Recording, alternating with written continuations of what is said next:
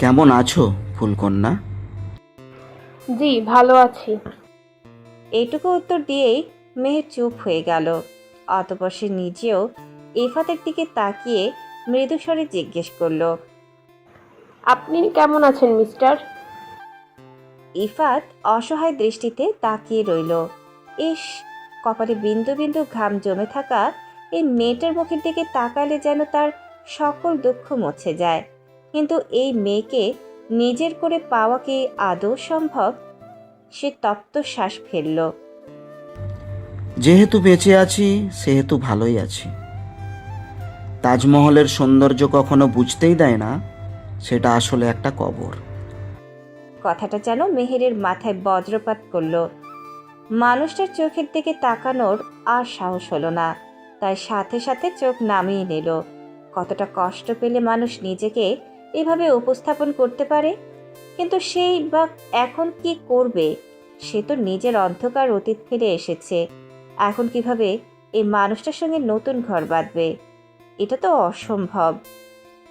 মেহেরকে চুপ থাকতে দেখে ইফাত আরও নিচু স্বরে আর্জি জানালো। ফুলকন্যা, আজকের দিনটা কি আমাকে দেবে তুমি? প্লিজ, আর কখনো এমন আবদার নিয়ে তোমার সামনে আসবো না, কথা দিচ্ছি।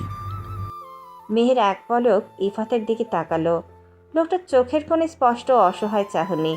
মেহেরের তীব্র ইচ্ছে হচ্ছিল দূরে কোথাও পালিয়ে যাওয়ার জন্য, কিন্তু আজ তার শরীর যেন আর সঙ্গ দিচ্ছে না। মন বলছে এই মানুষটির কাছেই থেকে যাও, কিন্তু মস্তিষ্ক বলছে এটা কোনোদিন সম্ভব নয়।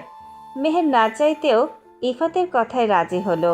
কেন রাজি হলো সেটা সে নিজেও জানে না, তবে এইটুকু বিশ্বাস তার আছে, এই মানুষটির সঙ্গে থাকলে অন্তত পৃথিবীর কোনো কিছুই তাকে আঘাত করতে পারবে না। ইফাত মুচকি হেসে মেহেরকে নিজের বাইকের কাছে নিয়ে গেল। মেহের দ্বিধা নিয়ে বাইকের পেছনে বসলো। তাকে ইতস্তত বোধ করতে দেখে ইফাত মৃদু হাসল। টেনশন নিও না, কিছু হবে না। আর আমাকে ধরে বসো, নয়তো পড়ে যাবে। মেহেরের সাহস হলো না ইফাতকে ধরার। তার এত কাছাকাছি আসতে ভীষণ অস্বস্তি হচ্ছিল, কিন্তু ইফাতের এইটুকু আবদার সে ফেলতে পারল না। মানুষ কখনো এত অসহায়ভাবে অনুরোধ করেনি তাকে। আচমকা ইফাত নিজেই মেহেরের হাত টেনে নিজের কোমরের ওপর রাখল। মেহের শুকনো ঢোক গিলল। ঠিক তখনই বাইক স্টার্ট দিতেই মেহের ভয় ইফাতের শার্ট শক্ত করে খামচে ধরল। ইফাত হাসল।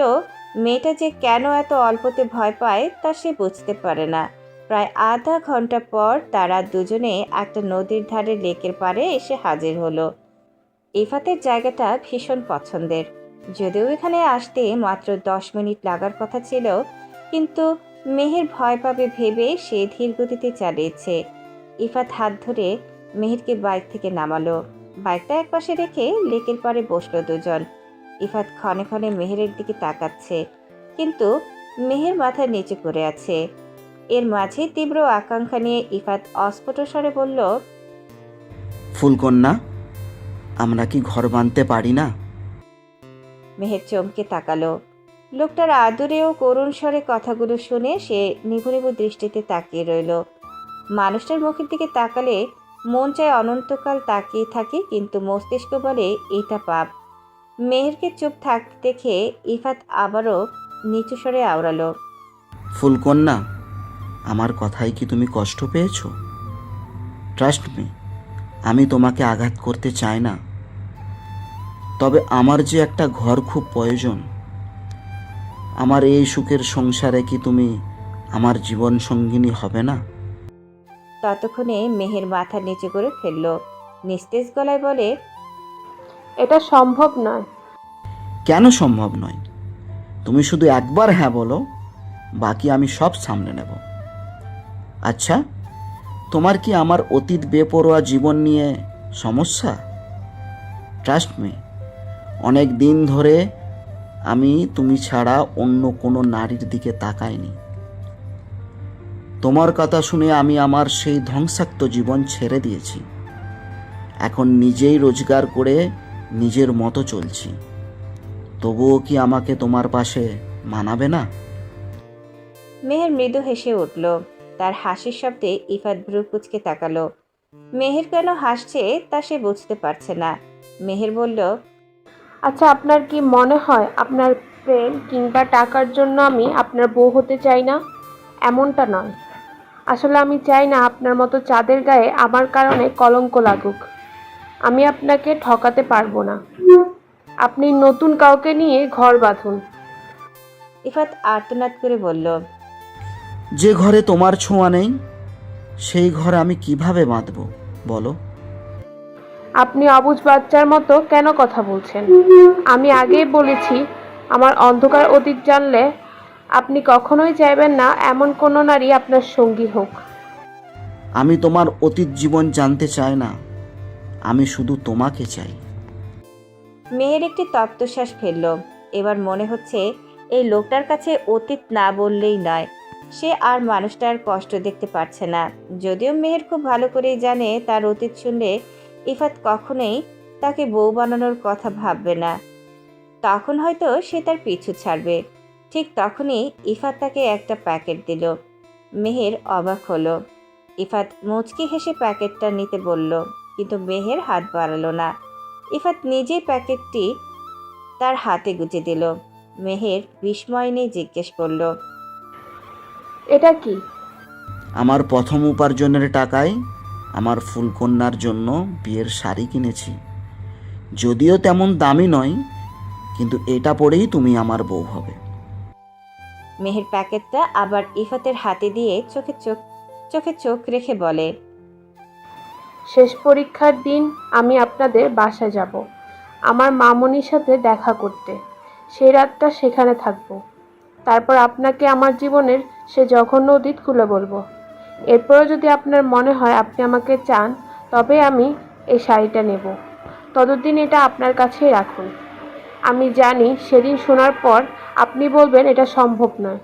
তবুও আমি সেদিন আপনাকে সব বলবো। আমি জানতে চাই না তোমার অতীত, আমি শুধু তোমাকে এমনভাবেই বউ বানাতে চাই।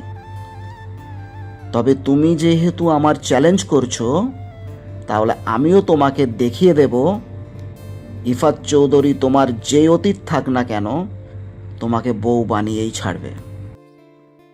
মেহের ইফাতের চোখের দিকে তাকালো। আচমকা তার দুই চোখ বেয়ে দুফোঁটা তপ্ত অশ্রু গড়িয়ে পড়ল। এই মানুষটা নিজের মুখে যতটা সহজভাবে, যতখানি জোর দিয়ে বলছে, বাস্তবতা কি আদৌ এতটা সহজ হবে? মেহেরের তা জানা নেই। তার ভেতরের অতীত যে বড় অন্ধকার, বড় ক্ষত বিক্ষত। মেহেরকে ওভাবে নীরবে কাঁদতে দেখে ইফাতের বুকের ভেতরটা মোচড় দিয়ে উঠল। সে আর নিজেকে সামলাতে পারল না। আচমকা মেহেরের কোমর জড়িয়ে ধরে এক ঝটকায় তাকে নিজের বুকের একদম কাছাকাছি টেনে নিল। মেহের মৃদু চমকে উঠলেও নিজেকে সরিয়ে নিল না। ইফাত নিজের হাতে বৃদ্ধাঙ্গুলি দিয়ে অত্যন্ত পরম মায়ায় মেহেরের গাল থেকে সেই অশ্রুবিন্দু মুছে দিল। তারপর এক বুক ভালোবাসা নিয়ে ফিসফিসিয়ে আওড়ালো, ফুলকন্যা, কেঁদো না প্লিজ। তোমার চোখের অশ্রু আমার বুকটা ঝাঁঝরা করে দেয়। সব ঠিক হয়ে যাবে, দেখো। জাস্ট আর কয়েকটা দিন, তারপর তোমায় বউ করে নিয়ে যাব। দুপুর তখন 2টো। উজান নিজের ক্লাস শেষ করে ক্লান্ত পায়ে নিজের কেবিনের দিকে এগোচ্ছিল। তার চোখে মুখে সারাদিনের ক্লান্তির ছাপ স্পষ্ট। কপাল বেয়ে বিন্দু বিন্দু ঘাম জমেছে। সারাদিন প্রায় পেরিয়ে গেল, অথচ মৌকে সে এক পলকের জন্য দেখতে পায়নি। এমনকি ক্লাসের সময়ও না। মেয়েটা এতক্ষণ কোথায় ছিল তা সে কিছুতেই বুঝতে পারছিল না। তা নিয়ে তার টেনশন আরও দ্বিগুণ হচ্ছে।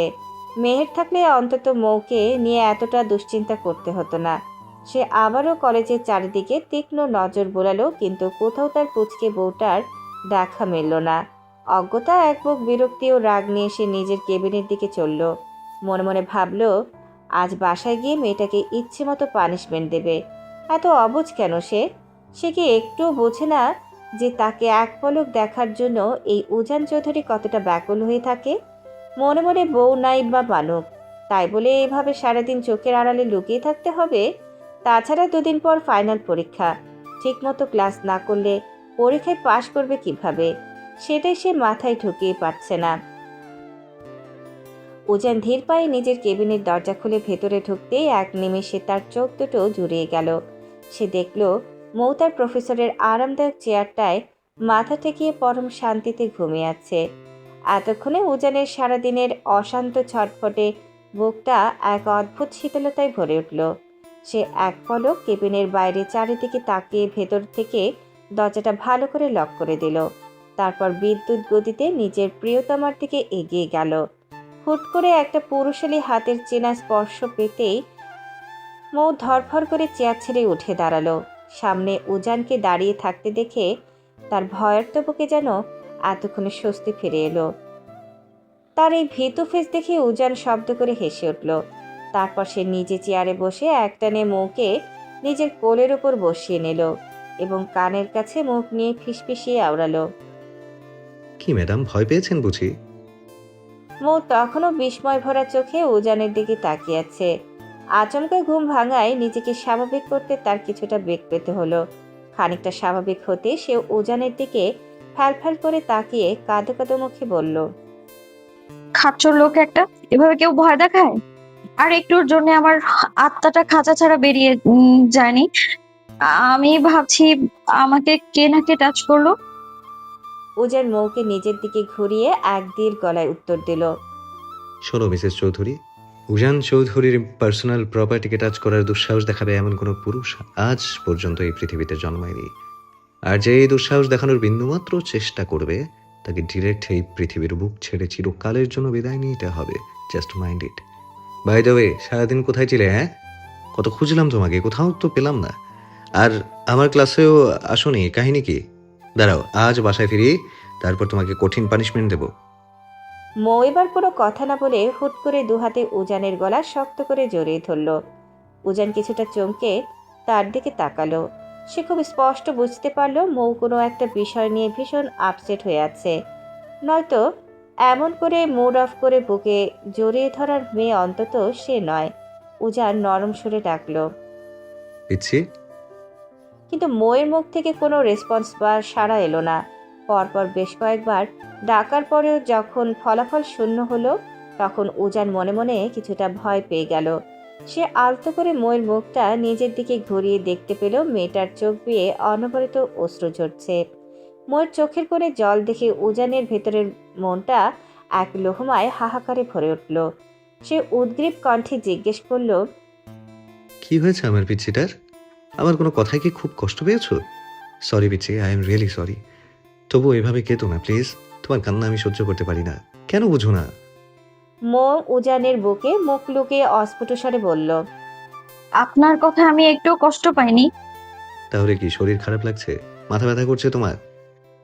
উজান কপালে হাত দিয়ে দেখার চেষ্টা করলো, কিন্তু তেমন কিছু মনে হলো না। অতঃপর মৌ নিজেই বলে, তাও না। তাহলে আমার চাঁদের মতো বউটার মুখে আজ এমন অমাবস্যার অন্ধকার দেখা যাচ্ছে কেন শুনি? মৌ এবার চোখ তুলে করুণ দৃষ্টিতে তাকালো। মেহের কেন ইদানিং আর কলেজে আসে না বলুন তো? আমার ওকে ছাড়া একদমই ভালো লাগে না। ওকে ছাড়া আমি জীবনের একটা মুহূর্ত কখনো একা থাকিনি, অথচ বিয়ের পর থেকে ওর সাথে আমার আজ কতদিন ধরে দেখাই হয় না। আপনি আপনি মেহেরকে আমাদের বাসায় নিয়ে আসুন না প্লিজ। ওকে আপনাদের খাবার দিতে হবে না, ও আমার ভাগের খাবার থেকে আধা আধি করে খাবে। তবু ওকে আপনাদের বাড়ি নিয়ে আসুন প্লিজ। ওর পড়াশোনার খরচ আমি নিজেই চালাতে পারবো, কারো দয়ার প্রয়োজন নেই ওর। আর কিচ্ছু চাই না আমি আপনার কাছে। মৌ আর মেহেরের মধ্যকার আত্মিক বন্ডিং উজান খুব ভালো করেই জানে। মেয়ে দুটো ছোটবেলা থেকে একে অপরের ছাড়া এক রাতও অন্য কোথাও কাটায়নি। অথচ বিয়ের পর থেকে তাদের মাঝখানে দূরত্বটা আকাশচুম্বী হয়ে গেছে। উজান আসলে মেহেরকে আগেই বলেছিল তাদের চৌধুরী ভিলায় এসে থাকতে, কিন্তু মেহেরের আত্মসম্মানবোধ বড্ড বেশি হওয়ায় সে অন্যের আশ্রয়ে থাকতে রাজি হয়নি। উজান অত্যন্ত গম্ভীর মায়ের সাথে মৌয়ের চোখের অশ্রুটুকু নিজের আঙুল দিয়ে মুছে দিল। তারপর তাকে নিজের বুকের সাথে শক্ত করে জড়িয়ে নিল। সে হেসে আওড়ায়, ধুর পাগলি, এই সামান্য কারণে কেউ এভাবে কান্না করে? আর মেহের তো আমার শালিকা, সে আমাদের সাথে থাকবে, তাতে এখানে টাকা পয়সার খরচের কথা আসছে কেন? হ্যাঁ, আমার তো নিজের কোনো বোনই নেই। মেহের তো আমার নিজের বোনের মতোই। তোমার মেহেরকে চাই তো? মৌ মাথা নেড়ে সায় দিল। হুম। ওকে ডান, তুমি আজ বাসায় পৌঁছানোর আগেই দেখবে মেহের তোমার বাসায় তোমার সামনে হাজির হয়ে গেছে। মৌ একটু ইতস্তত করে বলে, আমার তো বাড়ি নেই, তবে মেহের কোথায় যাবে? ওকে আপনি আপনাদের বাড়িতে আসতে বলুন না। মৌয়ের মুখে আমার বাড়ি নেই শব্দটা শোনা মাত্রই উজান নিজের পকেট থেকে এক চিলতে মুচকি হাসি সহকারে একটা চকচকে চাবির গুচ্ছ বের করে মৌয়ের ছোট্ট হাতের মুঠোয় গুজে দিল। তারপর মৃদু স্বরে আওড়ালো, কে বলল আপনার নিজের কোনো বাড়ি নেই মিসেস চৌধুরী? আজ থেকে আপনার নিজেরও একটা বিশাল সাম্রাজ্য আছে। উজান চৌধুরী তার আলিশান বাংলো বাড়িটা আজ প্রীতি উপহার হিসেবে তার এই পিচ্ছি ওয়াইফকে গিফট করলো। মৌয়ের চোখে তো এবার কপালে ওঠার উপক্রম। মানুষটা এমন কেন? সামান্য একটা কথার কথা শুনেই কত কি ভেবে বসে থাকে। তার থেকেও বড় কথা, সে তো জাস্ট কথার কথা বলেছে, তাই বলে তাকে আস্ত একটা বাংলো বাড়ি গিফট করে দিতে হবে? কেমন পুরুষ মানুষ এই উজান চৌধুরী! মৌ নিজেও মাঝে মাঝে উজানকে ঠিকঠাক বুঝতে পারে না যে এই লোকটা আসলে কোন ধাতুতে তৈরি। মৌকে ওভাবে নিভু নিভু দৃষ্টিতে তাকিয়ে থাকতে দেখে উজান মুচকি হেসে মৌয়ের মুখে আলতো করে একটা ফু দিল। তারপর খানিকটা ঝুঁকে তার কানের কাছে ফিসফিসিয়ে আওড়ালো, শুনুন মিসেস চৌধুরী, আপনি যেটাকে আপনাদের বাড়ি বলছেন সেটা মোটেও শুধু আমাদের বাড়ি নয়। আপনি যেহেতু আমার কিউট সুইট ওয়াইফি, সেহেতু চৌধুরী ভিলাটাও আপনার নিজেরই বাড়ি। আপনার নিজের বাড়িতে আপনার যখন যা ইচ্ছে যাকে ইচ্ছে এনে রাখতে পারেন, এতে কেউ আপনাকে কোনো প্রশ্ন করার সাহস পাবে না। সমাজ নয়, উজান চৌধুরী নিজের ওয়াইফের জন্য রুলস নিজে তৈরি করে। উজানের কথা শুনে মৌ এবার খিলখিল করে হেসে উঠল। মানুষটা তাকে কেন এত ভালো বোঝে সে নিজেও তা ভেবে পায় না। তবে হঠাৎ সে আবার নিজের মুড অফ করে মুখটা গোমরা করে নিল। এবার আর উজানের বুঝতে বাকি রইল না যে কেন তার পিচ্চি বউটার মন খারাপ হয়েছে। এখন দুপুর অনেকটা গড়িয়ে গেছে, সেই হিসেবে তার পেটে এতক্ষণে নিশ্চিতভাবে খিদে চনমন করে উঠেছে। উজান মৌকে কোলে তুলে নিয়ে সামনে টেবিলের উপরে বসালো। তারপর নিজের টিফিন ক্যারিয়ার থেকে একটা প্লেটে খাবার বেড়ে অত্যন্ত যত্ন সহকারে মৌকে মুখে তুলে খাইয়ে দিতে লাগলো। মৌ কোনো টু শব্দ না করে নিশ্চুপভাবে খেয়ে নিল। প্রচণ্ড খিদে পেয়েছিল তার উপর উজান এভাবে পরম মায়ায় খাইয়ে দেওয়ায় সে বেশ তৃপ্তি ভরেই খেলো। খাওয়া শেষ হলে উজান প্লেটটি রেখে আবারও মৌয়ের মুখোমুখি হয়ে বসলো। জিজ্ঞেস করলো, এখন কি বাকি ক্লাসগুলো করবে নাকি একেবারে বাসায় চলে যাবে? মৌ ঘাড় ঘুরিয়ে বলল, সামনে তো পরীক্ষা, তাহলে ক্লাসগুলো করেই যাই কেমন? হ্যাঁ, ভালো করে করো। পরীক্ষায় রেজাল্ট যদি কোনো কারণে খারাপ আসে তখন কিন্তু একটা মাইরও মাটিতে পড়বে না, একদম পিঠের ওপর পড়বে, দেখে নিও। উজান হালকা ধমকের সুরে ভয় দেখালো। দেখা যাবে। মৌ একগাল হেসে জবাব দিল। এই বলে টেবিল থেকে নেমে গটগট করে কেবিন থেকে চলে গেল মৌ। উজান তার যাওয়ার দিকে তাকিয়ে মুচকি হাসল। মৌ গুনগুন করে গান গাইতে গাইতে করিডোর দিয়ে হেঁটে যাচ্ছিল। এমন সময় আচমকা ললিতা কোথা থেকে এসে শক্ত করে তার হাত টেনে ধরল এবং টেনে হিচড়ে কলেজের দালান থেকে কিছুটা দূরত্বে নিয়ে গেল।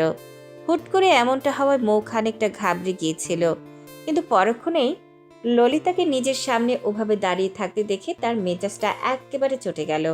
সে কর্কশ কণ্ঠে গর্জে উঠে বলল, এ চিমড়ি, তুই কোন সাহসে আমার হাত ধরে টেনে এখানে নিয়ে এলি? হ্যাঁ, মৌয়ের এইটুকু কথায় ললিতার নিজের মেজাজে চড়ে গেল। সে চোখ রাঙিয়ে রাগান্বিত গলায় বলে,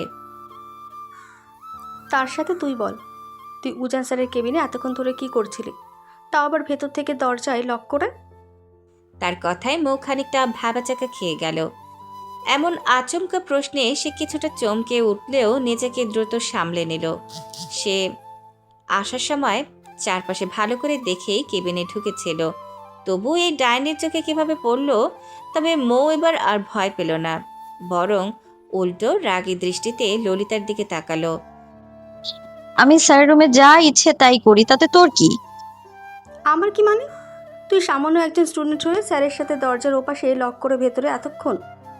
ললিতার মুখের বাকি নোংরা কথা শেষ হওয়ার সুযোগ পেল না। তার আগে মৌ নিজের ডান হাতটা ঘুরিয়ে ঠাস ঠাস করে ললিতার গালে পরপর দুটো জোরালো থাপ্পড় বসিয়ে দিল। Just mind your language Lalita, নিজের লিমিট ক্রস করিস না একদম। মৌ দাঁত কিরমির করে বলল। ললিতা নিজের জ্বলতে থাকা গালে হাত দিয়ে চরম রাগী ও অপমানিত গলায় বলল, তুই আমাকে থাপ্পড় দিলি? আর আমি মিথ্যেটা কি বলেছি? হ্যাঁ, স্যারের তো তুই কেউ হোস না, তাহলে এতক্ষণ কেবিনে একা কেন ছিলি? নিজের নোংরা শরীর দেখিয়ে পরীক্ষার রেজাল্ট ভালো করতে চাস, তাই তো? ললিতার এমন জঘন্য কথা শুনে মোর ভেতরের বাঘিনী রূপ যেন এবার জেগে উঠল। সে আর এক মুহূর্ত দেরি না করে আবারও সজোরে ললিতার অন্য গালে একটা থাপ্পড় বসিয়ে দিল। তোকে আমি আগেই বলেছি নিজের লিমিটে থাকতে, আর তুই নিজে নোংরা বলে আমাকেও নিজের মতো নোংরা ভাবছিস? আমার স্যারের সাথে কিছু পার্সোনাল দরকারি কথা ছিল, তাই গিয়েছিলাম। এই তাসফিয়া মৌ সামান্য পরীক্ষায় ভালো রেজাল্ট পাওয়ার জন্য তোর মতো এমন নিচু আর সস্তা কাজ কোনোদিনও করে না, বুঝলি? আগে নিজের নোংরা চরিত্র ঠিক কর, তারপর অন্যকে জ্ঞান দিতে আসবি। জাস্ট মাইন্ড ইট। কথাগুলো এক নিঃশ্বাসে ছুরি দিয়ে মৌ বড় বড় পা ফেলে সেখান থেকে চলে গেল। ললিতা গালে হাত দিয়ে চরম ক্ষোভ আর প্রতিহিংসা নিয়ে মৌয়ের চলে যাওয়ার দিকে তাকিয়ে রইল। নিজের দাঁত কিরমির করে বিড়বিড় করে, তোকে আমি দেখে নেব মৌ। স্যারের সাথে তোর কিসের এত মাখামাখি আর কাছাকাছি আসা, সেটা আমি সবার সামনে এনেই ছাড়ব। এটাই এই ললিতার প্রমিস।